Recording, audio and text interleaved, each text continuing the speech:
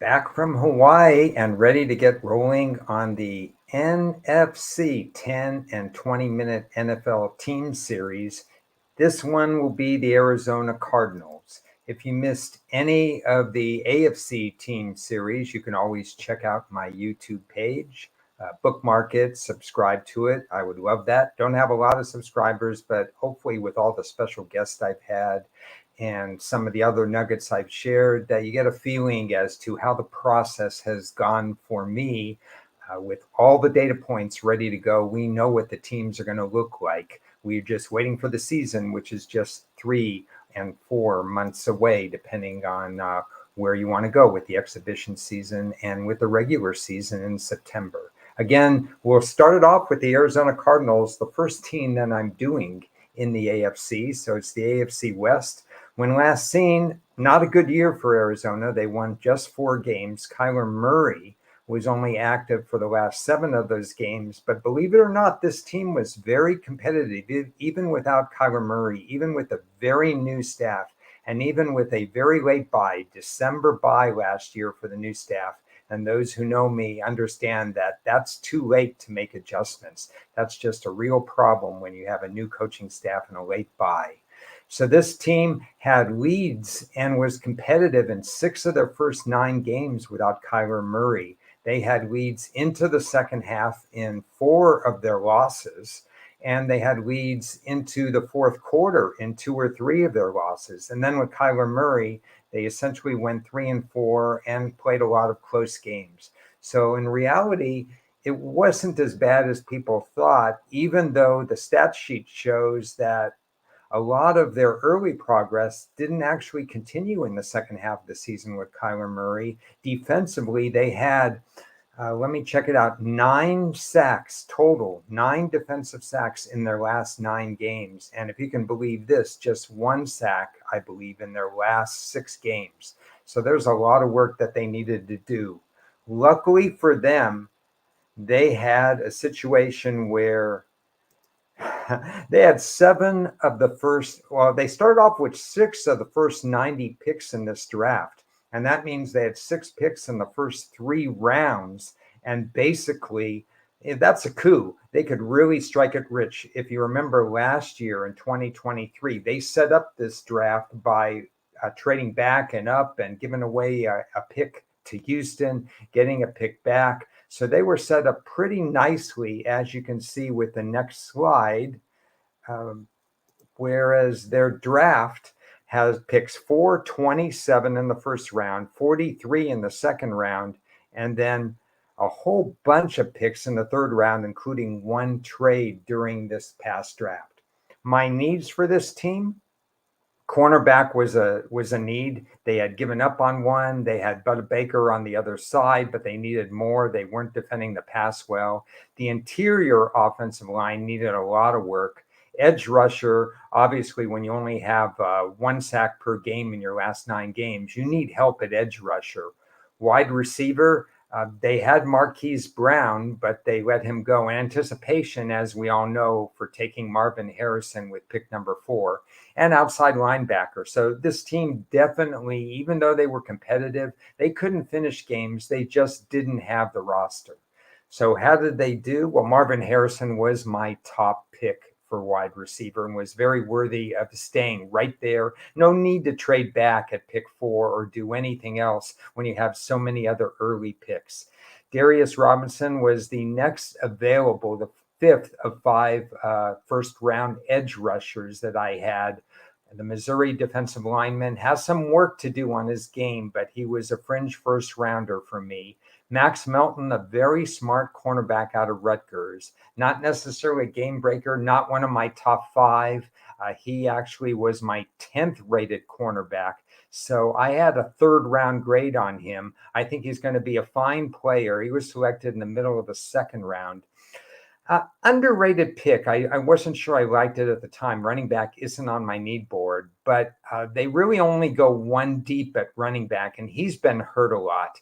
You get Trey Benson, who had a wonderful yards per carry average in college. I think he actually will become the lead running back by the end of his rookie season. So it's kind of an underrated pick when you have so many picks, 7 of the first 90, 12 overall in the draft. It's perfectly okay to get a highly rated running back. Benson was actually my number 1 rated running back in this draft. There was a 1 and 1A, and I kind of like Benson just a little bit more. Then they start hitting the interior of the offensive line. I thought they waited a little too long to take Isaiah Adams, who was not necessarily that highly rated for me, 10th rated, fit in terms of relative where he went there. Third round pick. I had him a little lower. I had him in the third day. Tip Reinen, as anybody who'd seen my tweets during the draft combine, he destroyed the blocking sled. He showed all the other tight ends how you actually take a blocking sled and you reduce it to pieces. He was the one who really grasped that. He's going to be he's like an extra interior blocker, a try-hard guy. He's not going to be a dynamic pass catcher at tight end, but they don't need a dynamic pass catcher at tight end. They are plenty well stocked at tight end already. And then the rest of the draft, adding an edge, adding another offensive tackle, a couple of unrated players at the end of the draft, people I didn't think were draft worthy. There's no question Arizona added a lot of talent in this particular draft. My only concern was when you have 7 of the top 90 picks, you should hit it out of the park. I'm not sure they hit it out of the park, but I can tell you that this is a better team now than they were at the end of 2023. And then you have Kyler Murray back for the whole season. Then that bodes well. Plus, you have a second-year staff. And when you have a second-year staff, that means they've learned a lot from the first year. It's a pretty young staff. So I suspect just by that alone, they're going to be a little bit better. It's the NFC. They get 9 home games. So there's a lot to like about Arizona. Not a perfect draft, but definitely they're a better team. There's no question about that. If you look at their divisional outlook and season win total, it's pretty much held steady. Season wins at 6.5. The juice has gone up a little. If you wanted the over, you could have got in at -120, -130. It's up to -150. DraftKings as of a couple of days ago. Their divisional odds to win the division and unseat San Francisco plus 1,300. That would require, even though San Francisco, and I'll be talking about them with Brady Cannon tomorrow, special guest. San Francisco's got a lot of hurdles to overcome, but San Francisco's certainly a better team right now than Arizona in their second year with a new staff and a whole new roster. Wouldn't recommend the plus 1,300, but I would have a lean on the over. I think there's a chance, although we're going to get into the schedule a little bit more, I think there's a chance that Arizona, if they continue to be as competitive as they were last year, and we'll see about Marvin Harrison. He didn't do a lot of workouts. We know that. He's kind of been strange in terms of the meetings, the workouts, and everything, but what a talent on the field. And if he's 100% ready to go, he provides instant offense from the wide receiver position that definitely needed wide receiver help. So going over the schedule just a little bit, and I'm going to put up my final thoughts while I go over the schedule, because you're going to see a statement there with the schedule. It is statement number 4. 2024 schedule is rough early. Look at these 4 road games that they have to face within the first 7 or so weeks. At Buffalo, at San Francisco, at Green Bay, at Miami.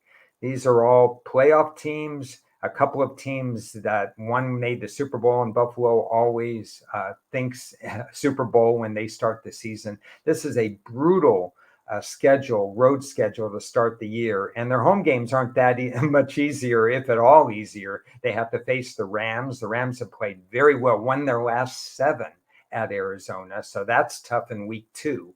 They also have to play Detroit at home. And we know Detroit is a very, very good team with Super Bowl aspirations. And they have the rebuilt Chargers along with Washington. So if somehow they can navigate these first 7 or 8 games, it bodes well for the second half of the schedule. That's my big trepidation as far as endorsing them. I kind of lean, I know they're a better team. I kind of lean that they'll catch some teams off guard, but it's a brutal first half of the season, and they're going to have to hit the ground running. So looking back, not a bad debut for the new staff. I was really bearish on them last year. My biggest seasonal win under last year was with Arizona for a variety of reasons. Brand new staff, no Kyler Murray, late bye, bad roster. There were a number of reasons not to like them last year, but I was still impressed with how competitive they were during the season.